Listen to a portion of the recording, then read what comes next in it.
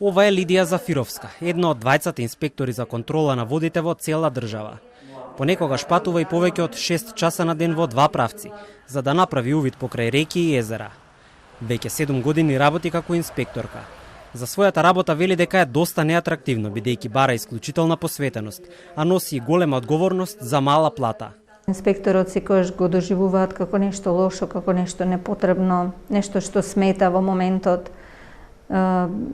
Така да, иако сме најавени некогаш, иако сме побарале со допис што треба да ни обезбедат на лице место кога ќе се појавиме, сето тоа е негативно пречекано, додека честно исклучоци каде што ќе се појавиме велат добро е што дојдовте, требаше и порано да дојдете да знаеме што како треба да постапиме.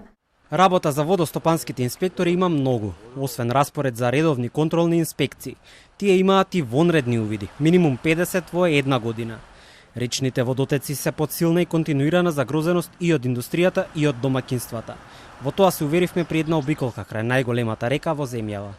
Кај реката Вардар и во водите и на брегот може да се забележат мали депонии, за кои што основната човечка логика вели дека се извор на зараза, а стручните лица тврдат дека со таква вода не смее ниту да се помисли да се наводнуваат пиперки, домати или накратко земјоделски површини. Интересот за квалитетот на водите во Македонија започнува уште од средината на минатиот век. Тогаш епидемиолошкиот завод започнал со испитувања на реката Вардар и притоките и утврдуваат доста високи концентрации на тешки метали во водата, вели професорот на Природно-математичкиот факултет Светислав Крстич. Состојбата со водите во земјава тој ја оценува како загрижувачка и алармантна. Водите кои се како речни притоки гравитираат сите кон трите слива кои ние ги сафаќаме, се всушност колектори на сите површински и дури подземни отпадни води кои ние како хумано општество ги испуштаме во речните текови. Во подоснежното време имаме и уште еден проблем, а тоа е изградба на комуналните системи за собирање на отпадни води, а без пречистителни станици. Едно еколошко непишано правило постои дека потребно е 3 пати подолг временски период да еден екосистем воден се прочисти од влијанијата кои ги трпел во својот тек, но тоа подразбира да во моментов се престане со загадување. Но веднаш во моментов не може да се престане со загадување и институциите се свесни за тоа. Постојат регулативи и казни особено за големите индустријски капацитети кои што речиси секогаш се најголеми загадувачи.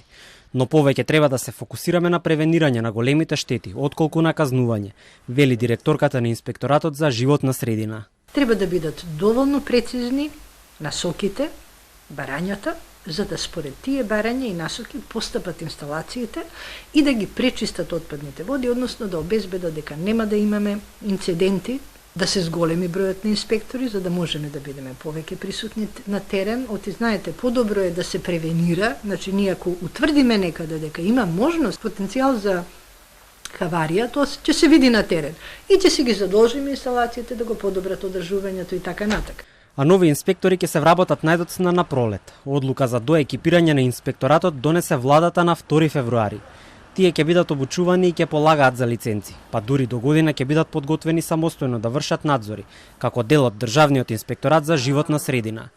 Тоа најверојатно значи дека Лидија Зафировска и нејзиниот колега од Прилеп ќе добијат уште некој инспектор плюс во своите редови и нема да останат само двајца водостопански инспектори во Македонија.